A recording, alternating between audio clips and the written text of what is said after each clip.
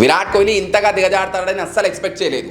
తన స్థాయికి తగ్గట్టుగా ప్రవర్తించాలిగా అంటూ సోషల్ మీడియాలో కోహ్లీ మీద హేట్ స్ప్రెడ్ అవుతుంది. ఇదంతా మాకెందుకు అంటారా? ఈ ఇన్సిడెంట్ మన లైఫ్ లో చాలా యూజ్ అవుతుంది. RCB versus Punjab qualifier match లో ముషీర్ ఖాన్ బ్యాటింగ్ కి వచ్చినప్పుడు వెనక నుండి విరాట్ ఈ ప్లేయర్ నీళ్లు తాగించేవాడు, నీళ్లు మోసేవాడు బ్యాటింగ్ కి వచ్చాడు అని నవ్వుతూ హేళన చేశాడని, తనకన్నా జూనియర్ మీద ఇలాంటి స్లడ్జింగ్ ఎలా చేస్తాడంటూ సోషల్ మీడియాలో హేట్ స్ప్రెడ్ అవుతుంది. అని నిజానికి అక్కడ జరిగింది ఏంటి అంటే, అప్పటి వరకు డ్రింక్స్ అందించిన ముషీర్ ఖాన్ కి కూడా తెలియదు అతనికి బ్యాటింగ్ వస్తుందని. పంజాబ్ త్వరగా 6 వికెట్లు కోల్పోయిన తర్వాత ఇంపాక్ట్ ప్లేయర్ గా ముషీర్ ఖాన్ బ్యాటింగ్ కి రాగానే ఇప్పటిదాకా డ్రింక్స్ అందించిన ఇతడు బ్యాటింగ్ కి వచ్చేశాడు.